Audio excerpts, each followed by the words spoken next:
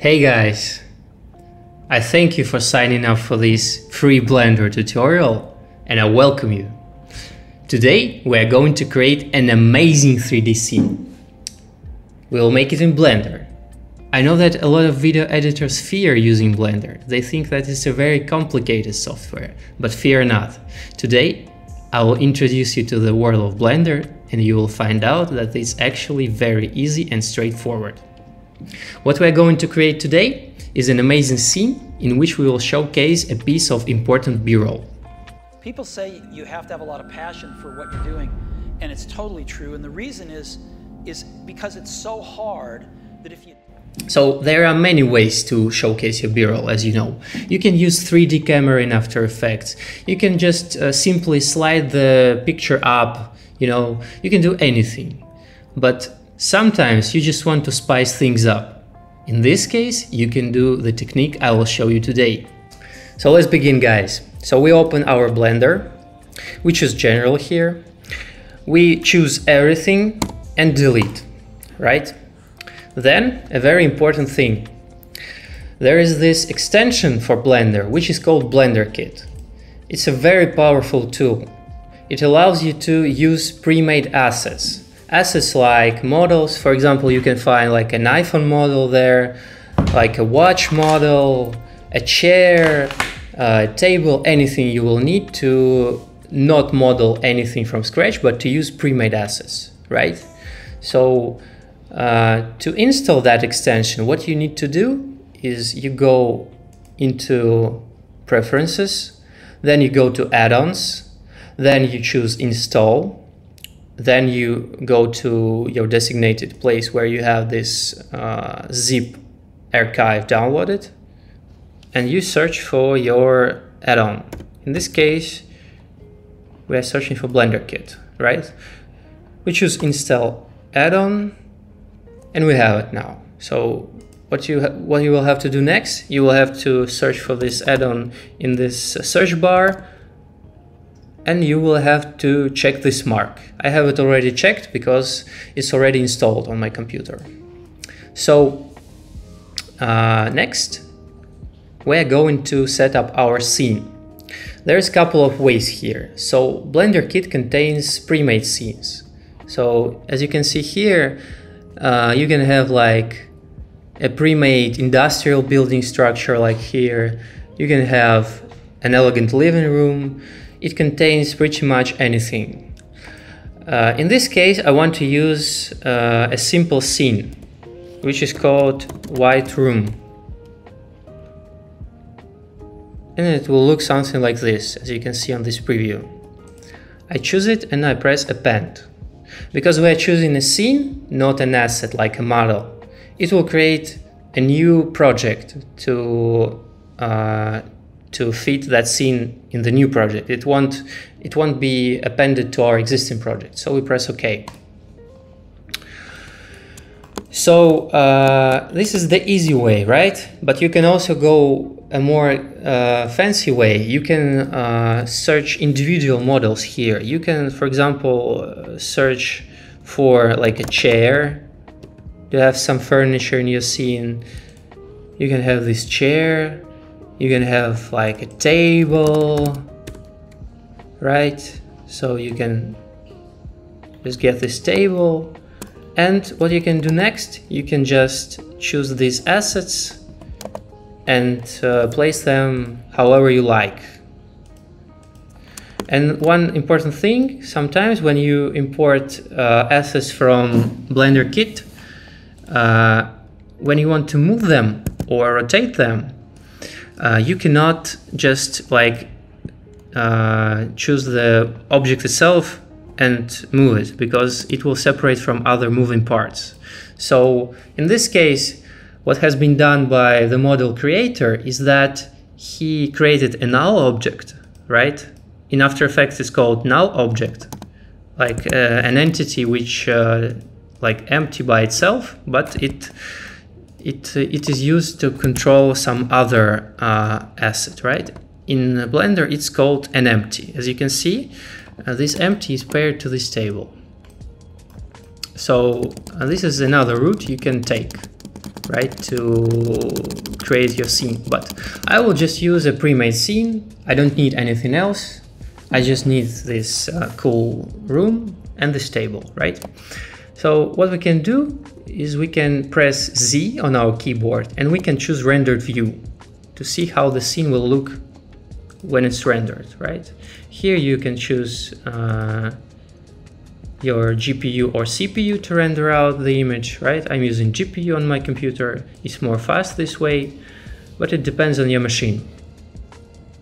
Okay, it looks cool, I think. So now we just return to our solid view.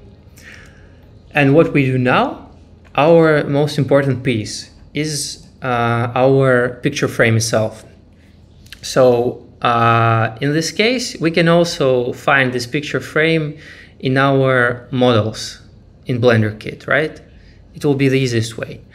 But if you don't have Blender Kit, or you won't be able to find a fitting asset in the free category, and you don't want to pay for a paid premium option, you can use this website. It's called Sketchfab. You go to Sketchfab. You can log in using your Google, right? And here you search picture frame. So we want to find something that will be fitting to our overall scene. So obviously, in my opinion, something like this classical style won't fit. This won't fit as well because we need something to be placed on our table, not on our wall. And what I find fitting is this one. It's just a simple, like white blank frame. So I already downloaded it, and now I'll go to Blender and I will press import, and I will choose wavefront.obj because our asset is downloaded in this exact format. And here I have it on my desktop. So I press import. And we see that this fucking picture frame is too huge, right? So what we will do is we press our hotkey S, which means scale, just like in After Effects. So we press X and we just scale it down so that it will be somewhat realistic, right? Maybe a bit more. What we will do next is we press G. G means to move in Blender. So whenever you want to move anything, you just press G. Then after you press G, you can choose to move it freely, or you can press, for example, GZ, and it will move on Z axis. Then you can press GY and it will move on Y axis, right? And of course you can press GX, and it will move on X axis. It's quite straightforward. So I want my frame to fit on the table precisely. So I press GX, GY, then I want it to be a little above. I want it to be flush with the table actually. So what I do is I just press GZ and then I press Shift and I hold Shift. And when I hold Shift, the movements become more precise, right? If I just press GZ, it will not be as precise. But if I press GZ Shift, it will be precise. Okay, so it's placed nicely, but we want to rotate it also. So what we do in this case, we press R and we press Z as well to rotate it on the Z axis. So now it's rotated quite nice, in my opinion. It will do. So what we need to do next is we need to actually place our asset, because if you look at it right now, it's just a blank picture frame which contains nothing. So what we can do as well in this case, we can give this picture frame a material, because right now it's just a default material. To work with materials, what we need to do is we need to go to shading. We need to go to shading and our picture frame is already chosen. So right now this window displays the material which is tied to this picture frame. So this principal BSDF is a default material. It's like when you import a blank object into Blender, it automatically assigns this like blank default material. So what we can do here is we can like change its color, we can change its parameters like metallicness. It will become more shiny and metallic if we do that. We can manipulate its roughness. Roughness means that will it shine light on it, or will it be opaque? Not sure how it's pronounced correctly. Okay, so we see that this picture is just a default material. So what we can do as well in Blender Kit, we can choose a material for this picture frame. So I would like it to be maybe something like white plastic. So I search white plastic in the material tab. So we got our materials here, and right now I will choose a material that I like for this picture frame. So I want it to be somewhat rough, maybe a little scratchy white plastic, right? So let me see what we have here. Maybe even something like this, something glossy, right? So after we press this material, the node tree for materials for our picture frame has updated automatically, as you can see here. So what you would do, usually you would create those node trees by yourself.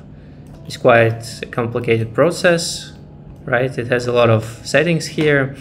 But in our case, we want things to be as simple as possible. So we just get our materials from Blender Kit. So let's check out how this material looks in real life, so to speak. So it's not quite different from what we had before with our default material, but I guess it will be nicer anyway. So, okay, we got our frame material set. And what we need to do next, we need to create our what? You're right, we need to create our picture itself. So to do that, we choose our picture frame again, and we press Tab button, right? So Tab button means go into edit mode. Edit mode is a mode where you can create not create, but you can change like individual parameters of a 3D model itself. So you can like choose different vertices, faces, or like, how are they called? They are called edges. So you have three modes here. You can select either vertices, which are those points of a 3D model, right? And you can do the same things like move them by pressing G. You can rotate them. In this case, it does nothing. You can also scale them, but it does nothing as well in this case. But what we need to do right now, we need to choose our face here, right? We choose our face, and what we do next, we need to create a new material for that. You're right. So what we do is we go to this tab, which is materials here, and we press plus. And we press new, and then we press assign. So if we go to our rendered, you can see that this whole area where we will have our picture, it's different material now. So to check that, we can make it blue, right? It's blue. We can make it green, it's green. So it's a different material. And what should we do if we want to place a picture here? I got a solution for you. So we just go to our desktop where I have my Steve Jobs image already saved, and I just drag and drop it here, and it automatically creates a corresponding node for that picture. So we delete our principled node by pressing X, right? Now it's black because there's nothing connected to the output of the material. So it's just blank. And here we do this. We drag our color to our surface. And you can see that it has created a picture, but it's too big, definitely, right? So what we do now is we need to manipulate the picture so it would fit the frame nicely, right? To do that, you will need to enable another add-on, which is called Node Wrangler. So we go to add-ons and we press Node Wrangler. I have already enabled it, so it's checked. And if you don't, you should check it as well here. And now, when we have it enabled, here we choose our node, we select it, and we press Ctrl+T. And it gives us these textures, coordinate, and mapping nodes. Those nodes allow us to manipulate the image inside this face to which it is assigned. So we can change its scale, right? We can change its location, and we can change its rotation. So what we have to do here is actually we need to rotate it by, let's see, I think it's -90 by z-axis, right? So it's now looking normal, but it's too small, right? So we need to scale it up a bit. To do that, so what we need to do, so that you understand, so we choose our X and we drag it down, and this way we will change both X and Y scale at the same time. So now the size looks kind of nice, so we just need to change the location a little bit. To do that, we change our Y, but when I drag it, you see it moves too much. I don't want it to move that much. For that, I just press Y again and I press the Shift key and I can move it precisely. So we got our perfectly aligned Steve Jobs image on our picture frame. And now the final touch, right? We can also create a glass in front of our picture so that it will reflect the light and it will look much more realistically, right? So what we can do here, we should choose our picture itself again, and we choose the face, which has Steve Jobs on it. Then we press Shift-D to duplicate. And you can see that I have duplicated this face and now I can move it around. But to create a separate 3D model out of this selection, we also need to press P. And we separate by selection, right?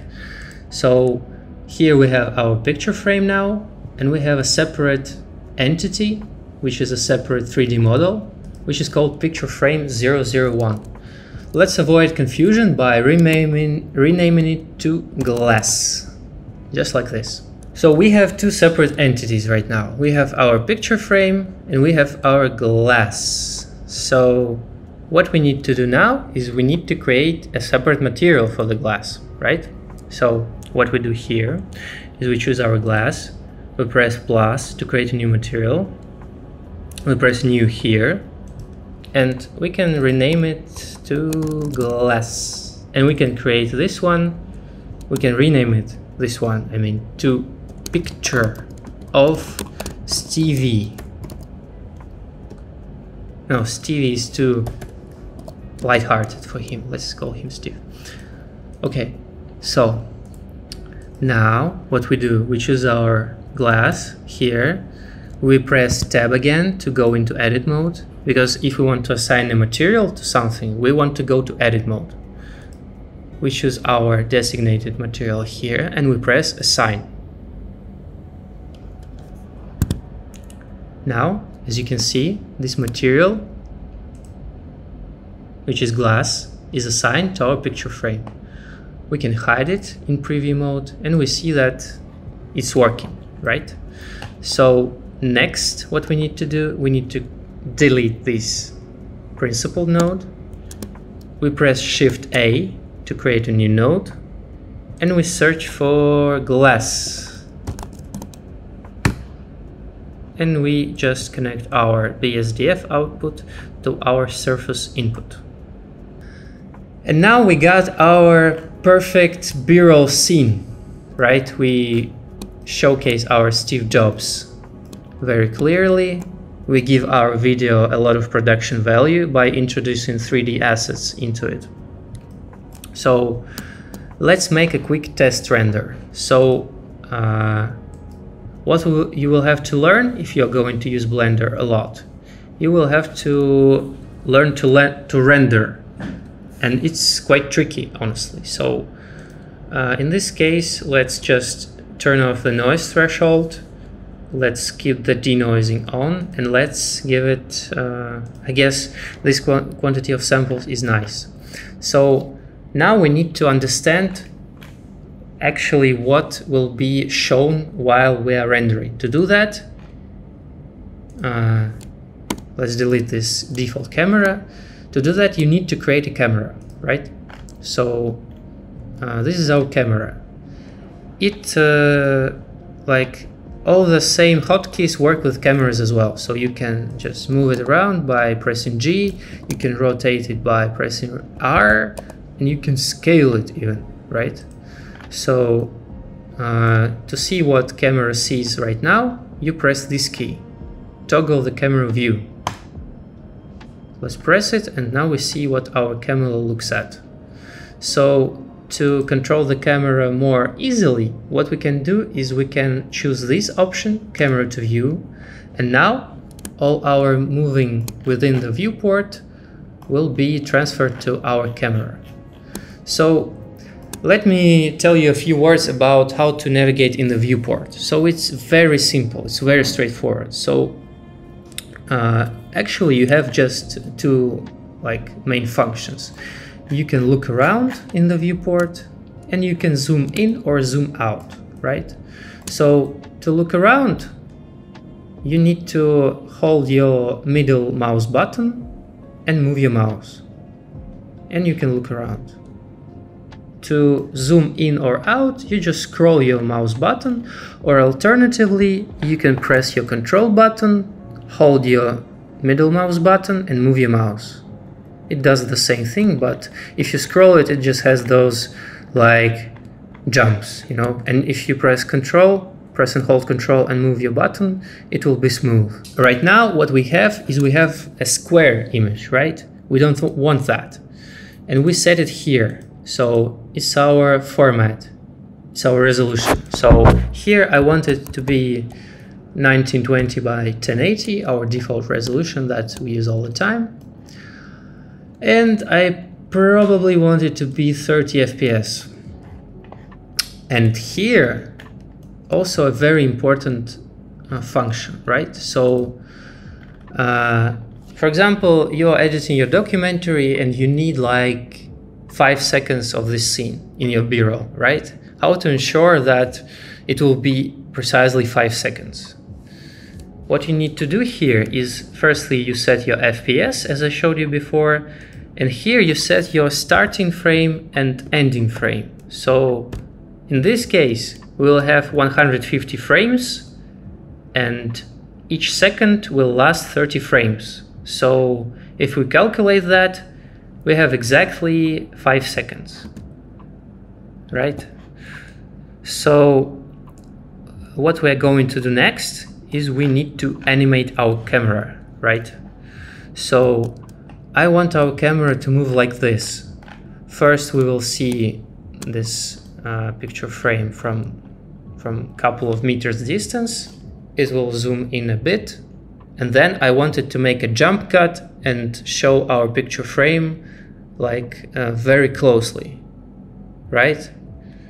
How we can achieve that? So we will have two cameras for that, actually. So we need to create one more camera here, and we just we move it a bit to the back for now so it doesn't interfere We go to our first camera, and in our camera to view mode, we choose our starting point, right? I want it to be... You can deselect that, zoom in a bit so that your frame contains the whole picture, right? So I want it to start somewhere here. So what I want to do is I want to create a keyframe. So I choose my position, I choose my desired camera. It's very important because if you choose the different camera, it will create keyframes for the different camera which is chosen. So I choose my first camera. Let's rename it camera 1. Let's rename it to camera 2, this one. And I want it to move forward just a bit. So I press I button, and you see that here all the position, rotation, scale are now keyframed. So now what I want to do is I want to move frame 75, which is half of our scene, and I want it to be just a little closer, maybe to rotate it a bit. And I press I again. So let's see what we got. So right now we have this zoom.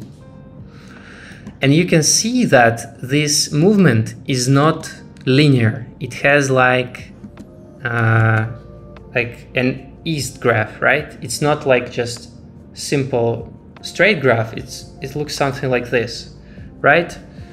And how we ensure that? So first of all, we can go to our Blender preferences. We go to animation, and we choose our default interpolation as Bezier, right? If you choose linear, when I created those keyframes, it would just move like linearly, and it looks, of course, not very pleasing to our eyes. So I choose Bezier. And secondly, what we can do here is that we can go to our graph editor, and we can choose our keyframes, and it shows all of our transformations. So here in graph editor, I can choose the exact transformation I want to alter. And for example, I can alter our Z-Euler rotation, or I can alter our Y location, which is our main movement, as you can see. And I can just give it any like speed that I want, right? If I want it to be super fast in the beginning and slow down towards the end, I can do this, but it doesn't matter here. The reason I'm showing it to you is that if you used to working in After Effects, you are used to working with speed graphs and value graphs, of course. So you should know that all these graphs are contained here in the graph editor, right? So now you can just collapse this graph editor. We don't need it anymore. And we have our first animation, right? But we also want to have our jump cut. So to do that, what you need to do is you go here on our timeline and you press Add Marker. And here you choose our desired camera, and you press Bind Camera to Markers. And what it means that on frame 0, our active camera, which will be rendered, automatically transforms to camera 1. And let's do the same for frame 76. So we press Add Marker, and we press Bind Camera to Marker, right? So as you can see, we have our animation, and then the active camera becomes camera 2. So what we want to do now is we want to move it, our camera 2, we want to move it closer to our picture frame. So we want it to occupy the full screen almost, right? We want our viewers to see it very clearly. And what we have now is mostly it. But you can see that this whole like animation looks a bit dull, right? What does it lack? What do you think?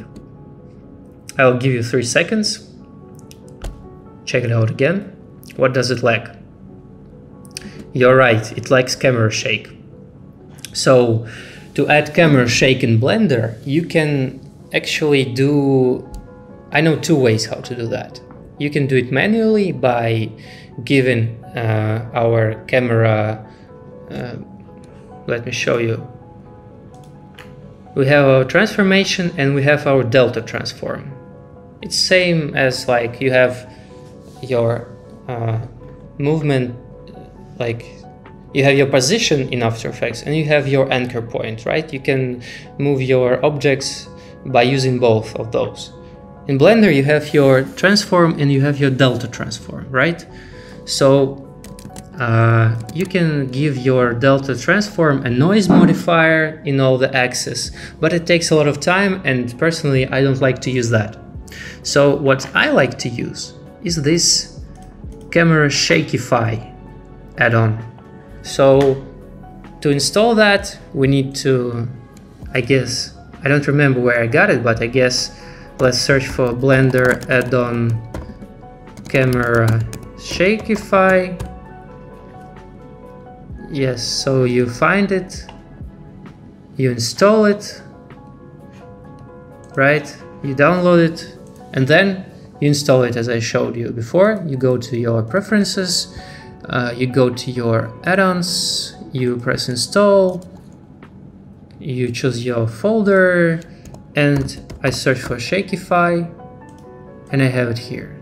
By the way guys, if you will not be able to find it on the internet, feel free to contact me anytime and I will send it to you. So we install our add-on, we enable it like we do usually, we search for it here and we enable our add-on. So what we need to do now, we need to choose our camera 1. By the way, important thing, I just changed my camera 2 position because I didn't keyframe it, so the position didn't get saved. So I go to my frame 76 again, I press I, and now if I change its position, rotation, scale, doesn't matter, I just press play and it returns to my saved position. So let's give our cameras some camera shake. Let's shakeify them. So here my face obscures it a little bit. I'm sorry for that. I'm not sure how to move it, but fear not. Fear not. It won't pose any problems to us. So here you have a couple of presets, right? And I personally like this one. It's called the wedding, right? And here you can choose the power of this shakeify, right? So let's see what we have here. Yeah, we were doing it for camera 2, so our camera 1 didn't get any shake. No, as you can see, now it shakes just a tiny bit, so maybe we can increase it to like 0.6, something like that. Yeah, it's more alive now. It gives it a look as if someone is holding a camera in his hands and his hands shake a little bit. It's more realistic and looks very cool. So let's give our camera 1 shakeify as well. Investigation is a bit harder preset, so it's like I'll let you see. It's just as if someone is making some kind of investigation and the guy is nervous, he's like filming some crime scene or something like that. So it's more suited for the scenes where the camera is as if it's placed in the eyes of your character and he's walking, so it's more like it's more nervous, let's say. Also we have this preset which is called,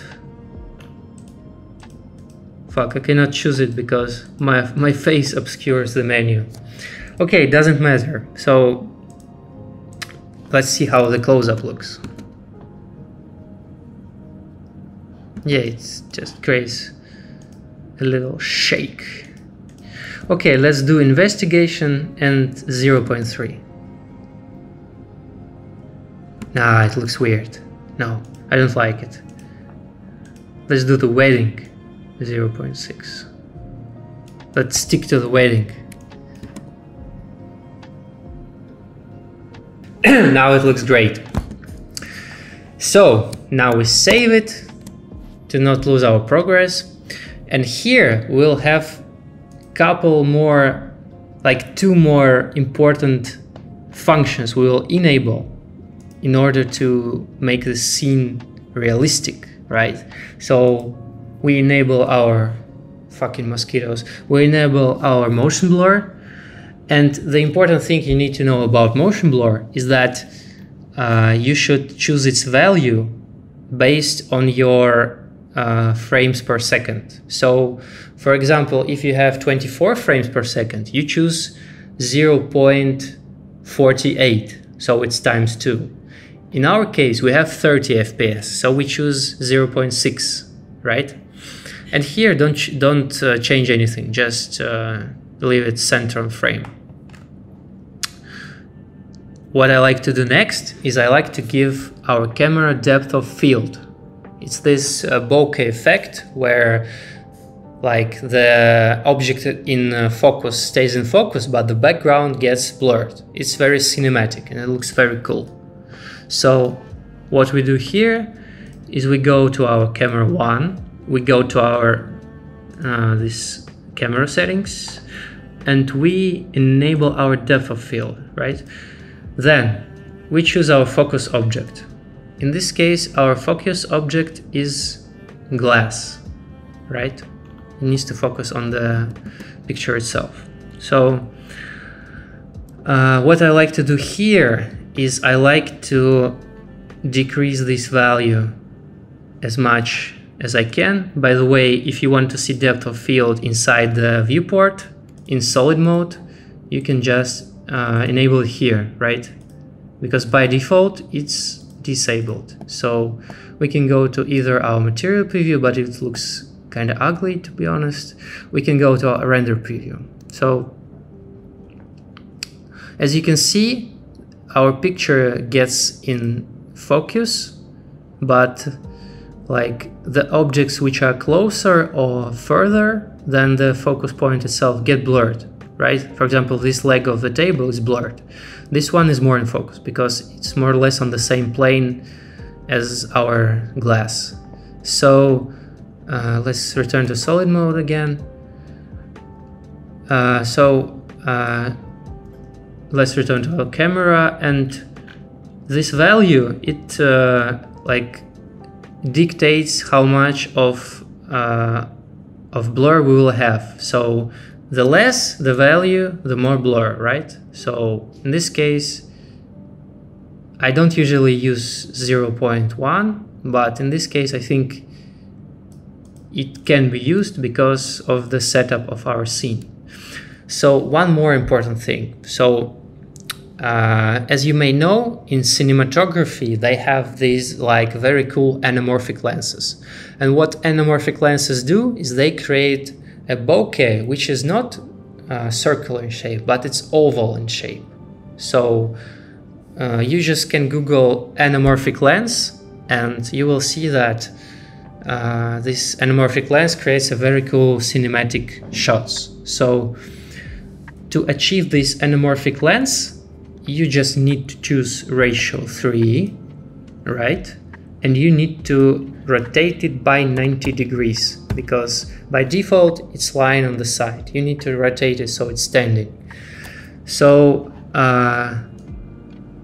we got our anamorphic depth of field on our first camera, and let's do the same for the second camera. So we go to camera 2, enable depth of field, focus on the glass, right? Then we need to rotation 90, we need to 3 here. And let's see what happens if we decrease our f-stop to 0.01 here. It's too much blur, so I would use something like 1.5 maybe here. So, and now we got our scene complete. It's not perfect, of course.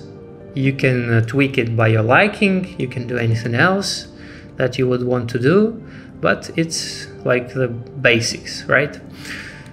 So let's check how this shot looks in rendered view. Let's give it a quick render. So guys, as you can see, I rendered out my still, and I see that actually I don't like how this glass looks. I think it's because I gave it roughness, right? So let's go to our glass again, let's go to shading, and let's give roughness 0, so it's super clear, super glossy, right? It doesn't have any roughness to it. Let's render it again.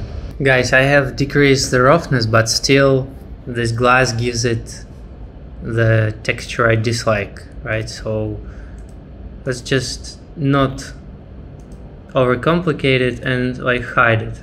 To hide it from the preview, you just press this I, right?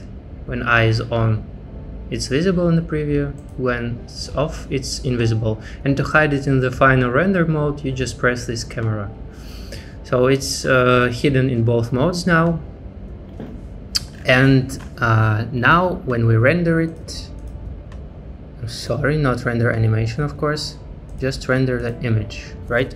So we have our picture, it's very clear, doesn't have any unwanted textures in front of it. So guys, I have realized my mistake, why the glass was showing weirdly. So what I forgot to do, we just need to select our glass and move it just a tiny bit in front of our picture, because before that it was interfering with the picture itself and it was displaying weirdly. So we need to again choose our glass, press G and move it on the y-axis just a tiny bit. Don't forget to hold shift while you're doing that. And also let's move it on the z-axis just a tiny bit as well. So now it's in front of our picture. Let's just disable the depth of field for our preview. And you can see that now when I spin it around, when we look at it like this, we see that the glass doesn't interfere, doesn't do anything. But if we look at it from the side, we'll see that the light starts reflecting, like the glass starts behaving more realistically. It started to reflect the light, and it also reflects the table here. So yeah, just don't forget to move the glass a little bit in front of the picture itself. Right now we have our scene ready and we want to render it out, right? But here, if you don't know some secrets that I will share with you now, you will of course encounter a lot of problems. So let me teach you real quick. So firstly, like I said before, you need to choose your input. I'm sorry, you need to choose your output resolution. In this case, it's 1080p, our usual resolution. We of course choose our frame range. And now let's decide how we want to output that. So my output folder will be, I'll call it frame tutorial. I will go inside it and I press accept. So now all the frames will be rendered inside this folder I just created. So here I have several options. I can output as an image sequence, or I can output as a video as a finished video. So what I usually do is I choose OpenEXR output format, and I choose this.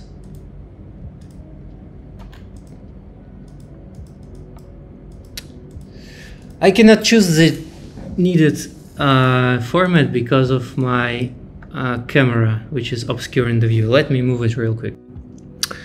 So yeah, guys, so I have turned off my webcam, and now let us see how we can choose our output resolution. So we choose our OpenEXR, like I said, and here we have two options.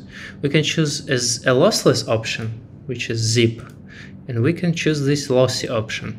The difference is that if we choose lossless option, our rendered frame, one frame out of 150, will be like 50 megabytes in size, and it's very much, I think. So to avoid that, we choose our DWAA option, which is lossy.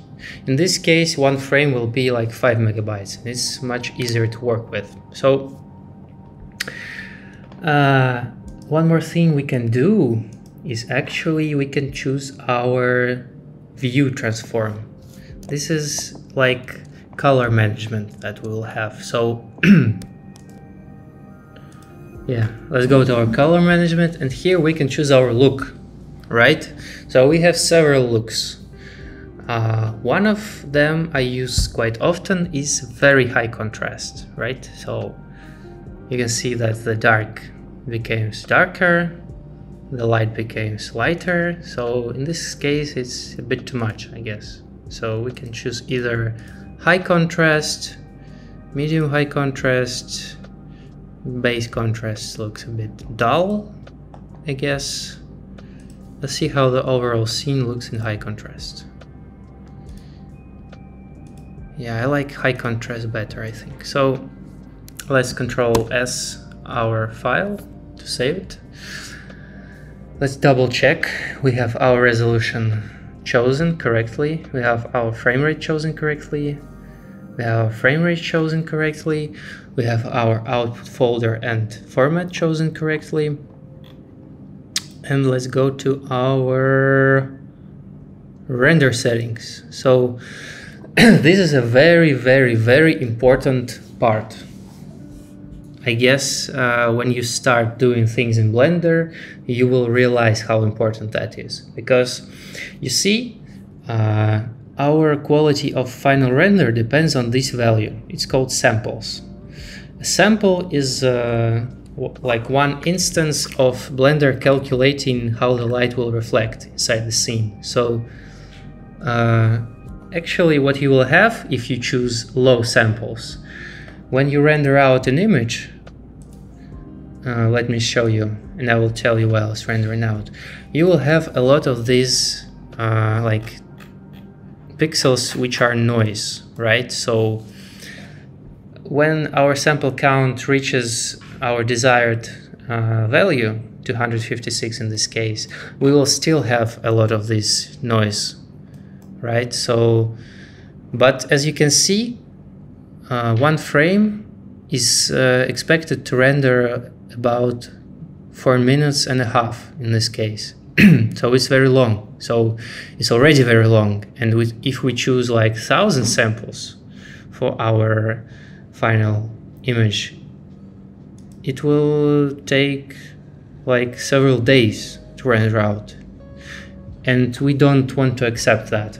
So Blender has a denoise feature, which is enabled by default. So let me show you how it works. So in our viewport, we choose denoise, viewport denoising, and you see that here this creates like it eliminates all the noise, all the pixel noise, but it creates these smudges. And as new and new samples render out, these smudges get lower and lower. You have less and less smudges. But believe me that if you enable this function for your final render, what you will have is that every single frame of your final animation will have individual smudges, and when you will play the animation, they will flicker because they will be different from frame to frame, and it will create a very unwanted effect. You can just try this out for yourself, but I learned it the hard way because I rendered out an animation for overnight render, and when I opened it, when I woke up, I saw that all this looks just very ugly and it's not usable in the final edit. So the best strategy for this will be if you just turn off this denoise option, and in your final frames you will have slightly noisy image, and it's okay.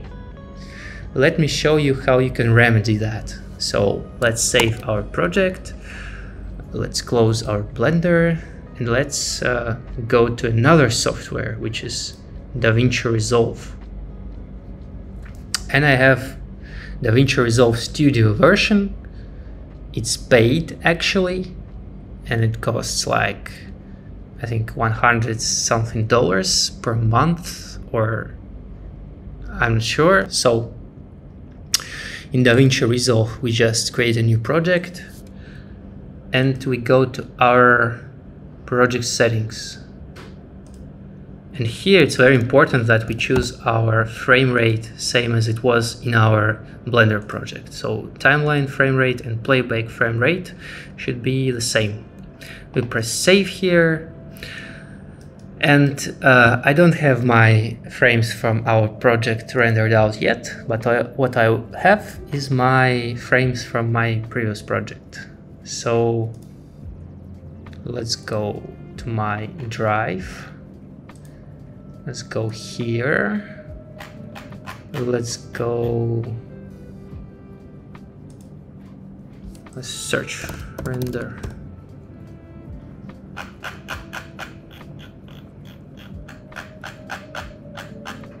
Here it is.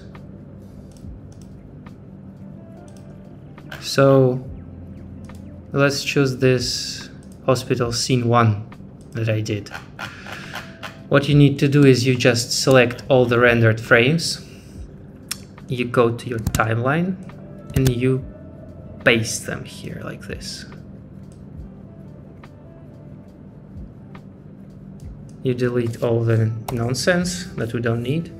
So here what you need to do, firstly, let's increase our gain to make the picture lighter, and also our gamma value just a bit, so that we can see clearly what's happening in this scene.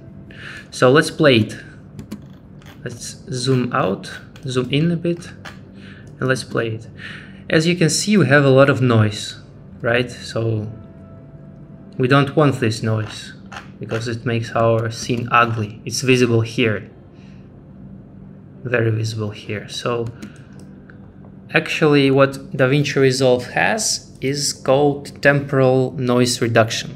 You just go to this tab, you can choose 2 frames, you can choose better here, and you crank it up to the max.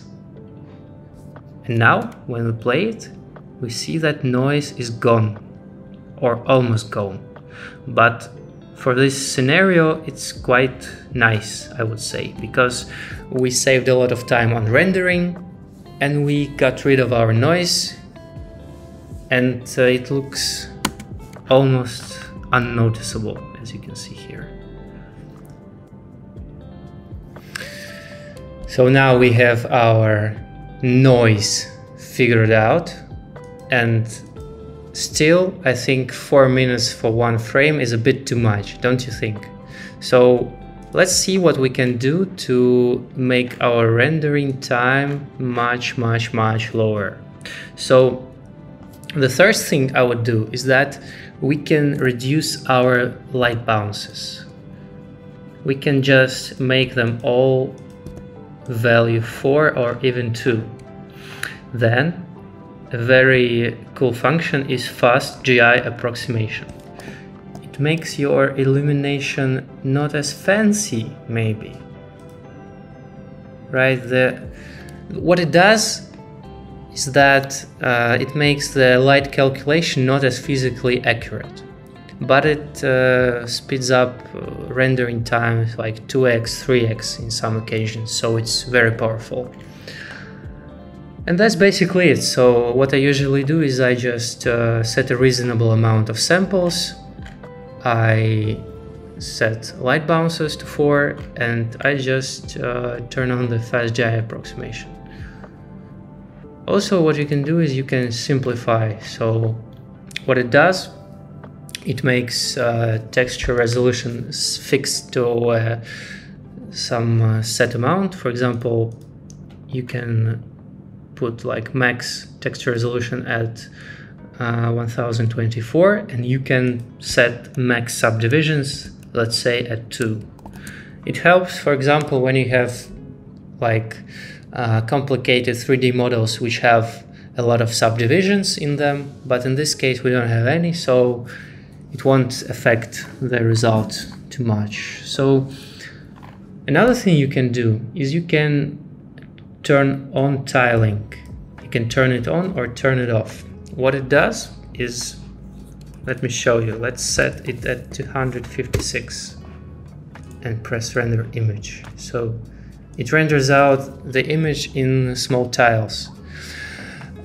It will not help your render speed. It will actually decrease the speed, but it helps when you have a small amount of video memory on your machine.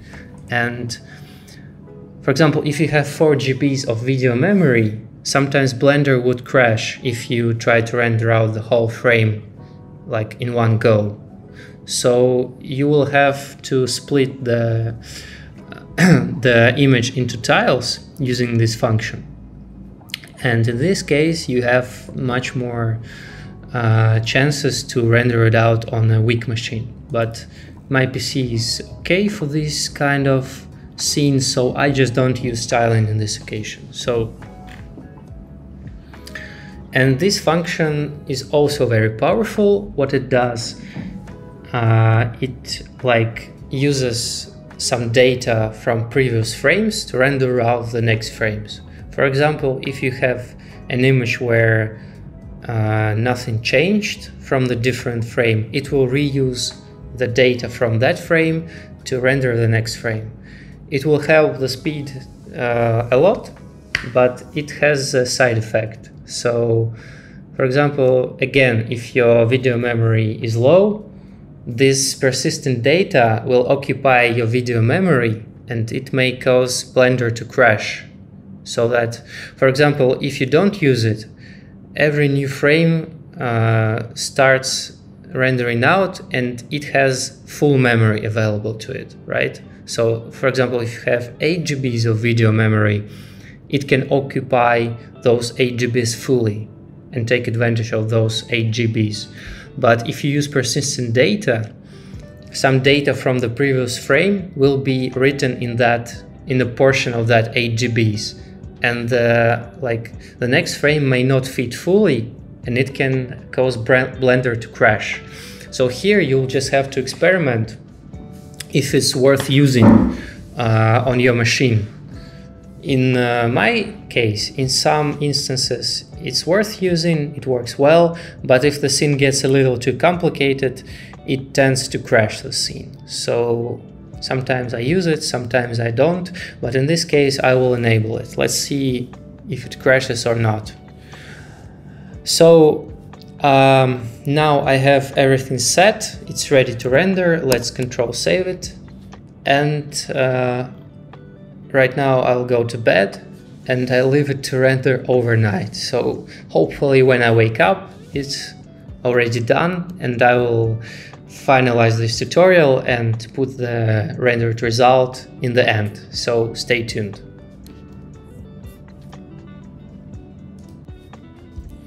Hey guys, just a quick update. So as you can see, after changing all the settings to optimize the render time, what I actually have is that the total time to render one frame will be only like, let's see, it will be like 40 seconds, right?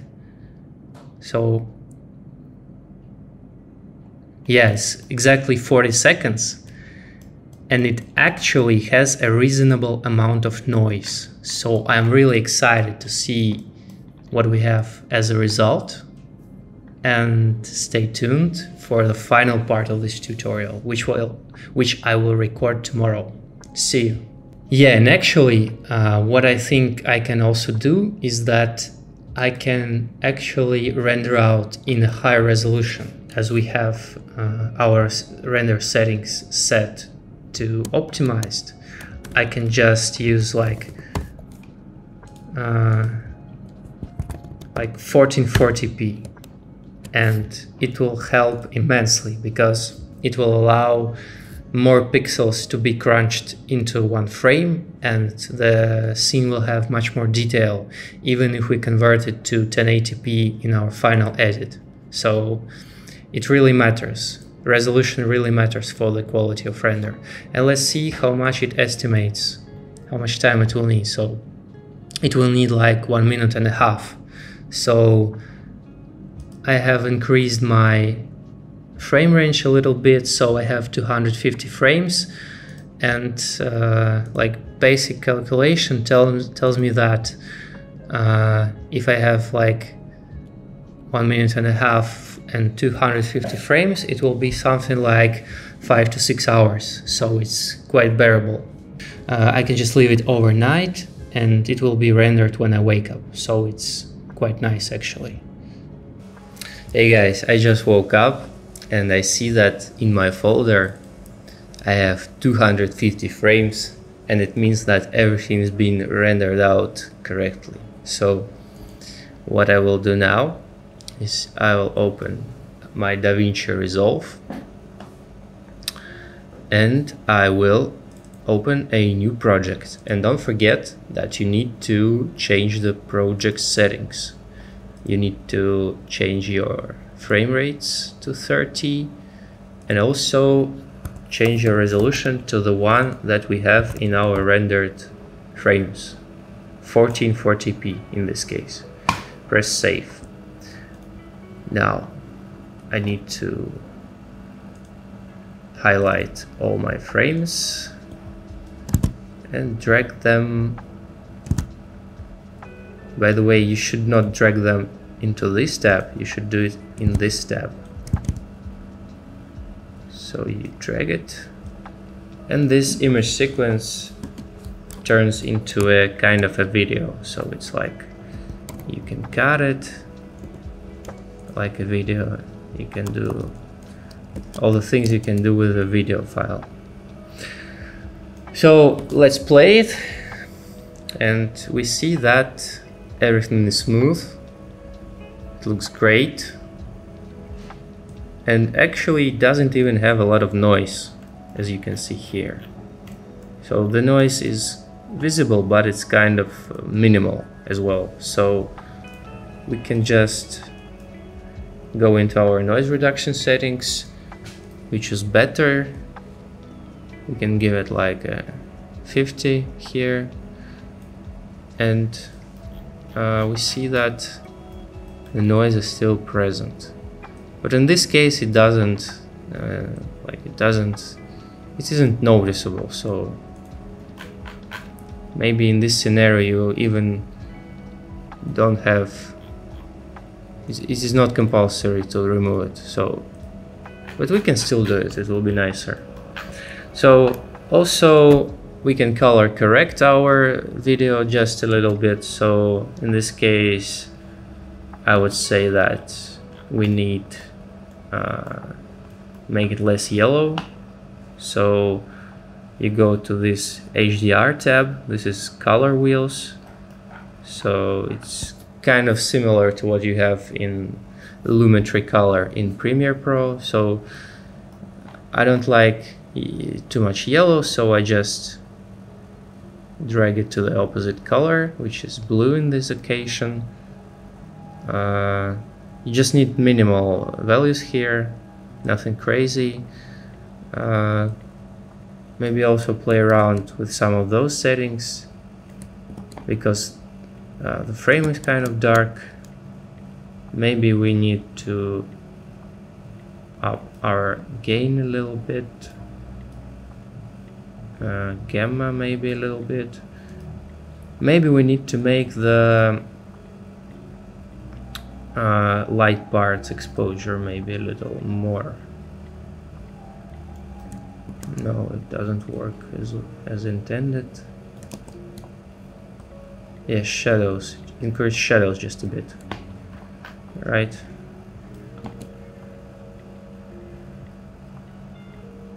Yeah, it looks great in my opinion. So now you can quick export it as a MP4 file. It's 9 seconds, by the way, so let's export it. And our project is done. Congratulations. So guys, in case you have any more questions about this, you are stuck somewhere, you have some issues with that, you just DM me on Twitter, you ask any questions. I will answer you, I will guide you, I will lead you by your hand. Just in any case, write to me and we'll figure it out. See you. People say you have to have a lot of passion for what you're doing, and it's totally true. And the reason is because it's so hard that if you